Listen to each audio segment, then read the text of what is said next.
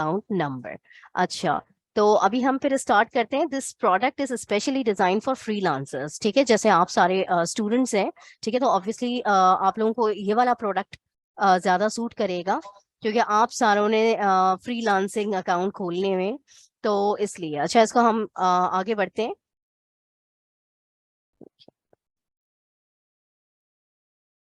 अच्छा, कुछ प्रोडक्ट के हम आपको पहले प्री रेक्विजिट बताते हैं। ठीक है, प्री रेक्विजिट एज इन मतलब कि आपने अकाउंट खोलने से पहले आपके पास क्या चीजें इन हैंड होनी चाहिए इस अकाउंट को खोलने के लिए। आपके पास एक तो आपका वैलिड सीएनआईसी होना चाहिए, make sure it is not expired. ठीक है, और वो सीएनआईसी जो है वो होना चाहिए जो डिजिटल होता है ना, आपका एसएनआईसी और सीएनआईसी होना चाहिए। स्मार्ट कार्ड या लोकल जो उर्दू वाला कार्ड होता है वो होना चाहिए। अगर आपका नाइकॉप बना हुआ है तो नाइकॉप के ऊपर, क्योंकि नाइकॉप बनवाते ही वही हैं जो नॉन रेजिडेंशियल पाकिस्तानीज होते हैं या जिन्होंने कहीं बाहर पे स्टे करना होता है, तो ये दो इन सीएनआईसी की टाइप्स के ऊपर ये ओपन हो सकेगा। जो दूसरी चीज चाहिए, अच्छा दूसरी चीज हमें क्या चाहिए, सिर्फ और सिर्फ आपका मोबाइल नंबर चाहिए which is registered on your own name. अम्मी के नाम पे, अब्बू के नाम पे, किसी के रिश्तेदार के नाम पे, किसी के भी नाम पे होगा तो that is not going to work with this account. ठीक है, you have to have your own number, ठीक है, रजिस्टर्ड अंडर योर नेम। तो ये सिर्फ दो चीजें रिक्वायर्ड हैं इस अकाउंट की ओपनिंग के लिए। फर्दर हमें कोई डॉक्यूमेंट वगैरह, कोई चीजें, कुछ भी, कोई भी चीज की जरूरत नहीं है। No income documents, nothing. ठीक है, just two things, your CNIC and your mobile number registered under your name, that's it.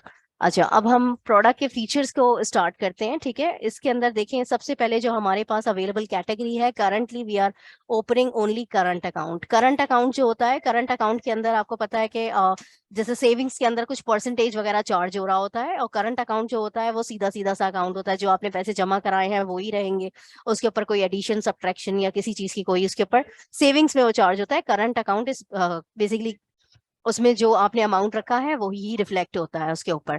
और दूसरा ये कि करंट अकाउंट के अंदर जो है ज़कात भी आपकी डिडक्ट नहीं हो रही होती।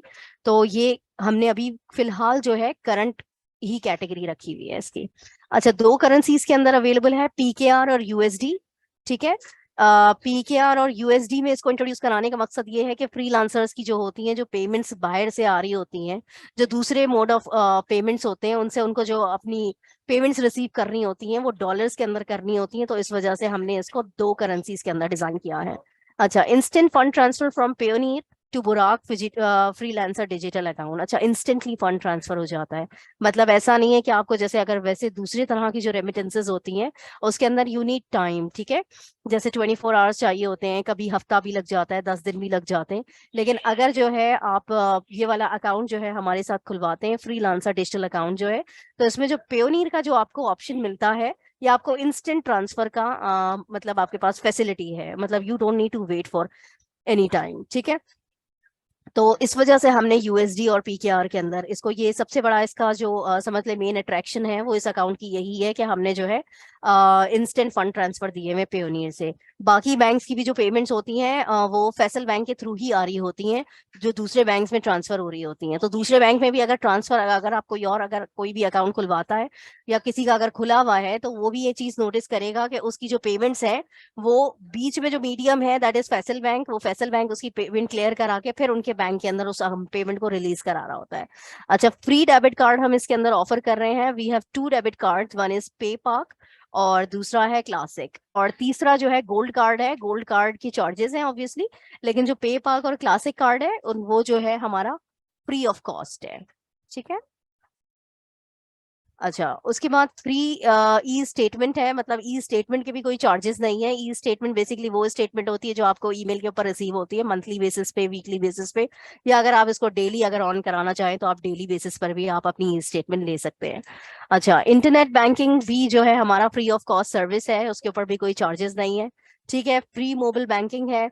अच्छा, इंटरनेट बैंकिंग ऑब्वियसली वो पोर्टल होता है जो आपका, आप वेबसाइट के ऊपर लॉग इन कर रहे होते हैं अपना फैसल बैंक का।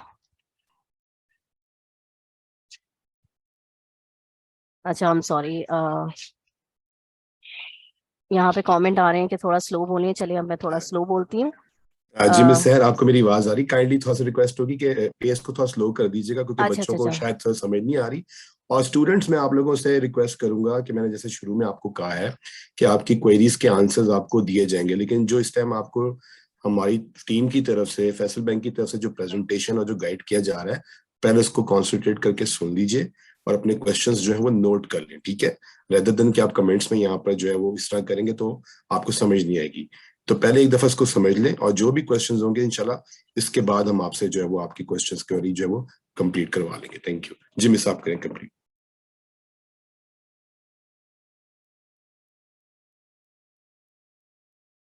जी सॉरी।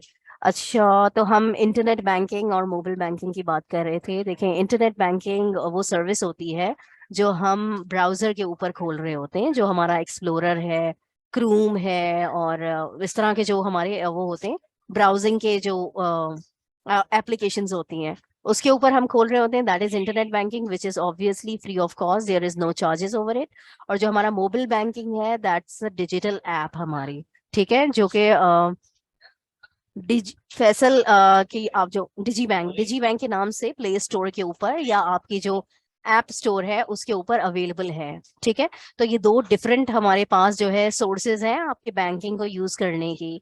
अच्छा, इंटरनेट बैंकिंग और मोबाइल बैंकिंग की जब आपको सर्विस मिल गई तो obviously that is all and all. और आपको जो है ब्रांच कभी भी विजिट करने की, वैसे आप करना चाहें तो आप कर भी सकते हैं, लेकिन ब्रांच विजिट करने की इस फैसिलिटी के बाद अक्सर कस्टमर्स को जरूरत पड़ती ही नहीं है।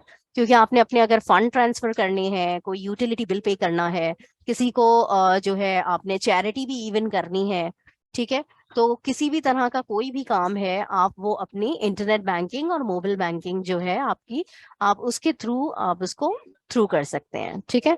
मतलब इसकी ये फैसिलिटी इतनी हमारी जो है अपग्रेडेड है कि आपको जो भी आपने बिल पेमेंट्स करनी है, आपने फोन में अपने वो टॉप अप करना है बैलेंस अगर, तो वो सारा कुछ आपका रियल टाइम हो रहा होता है, सारा कुछ ही, ठीक है। उसमें वेट नहीं करना पड़ता आपको कि जी अभी ये क्लियरिंग में जाएगा। जैसे चेक होता है, चेक में जो है 3 दिन लग जाते हैं, आप किसी को पैसे भेज रहे होते हैं, अगर आप फंड ट्रांसफर करते हैं तो देन एंड देयर वो हो जाता है।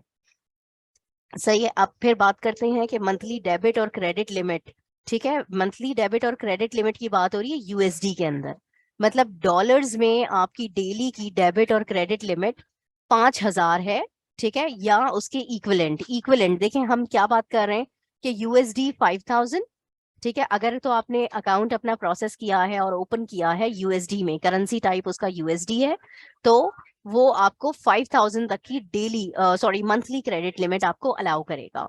और अगर जो है आपने पीकेआर अकाउंट अगर ओपन करवाया है, तो उस 5,000 के इक्विवेलेंसी कर लें, पीकेआर में कन्वर्ट कर लें, and that will be your monthly debit and credit limit. Debit limit is withdrawal limit and credit limit is depositing limit.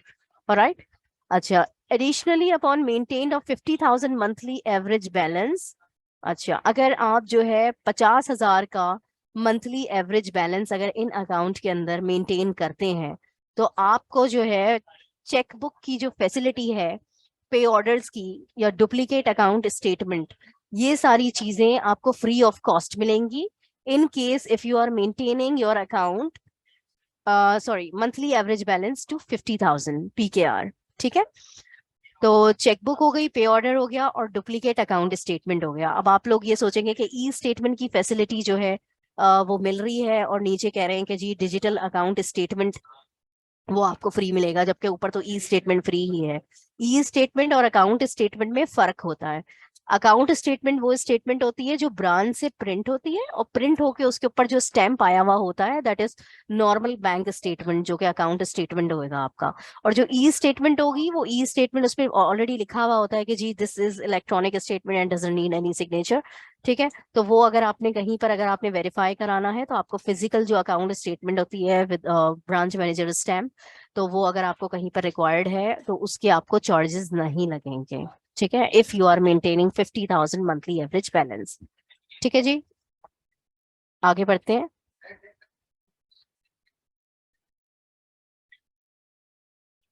अरे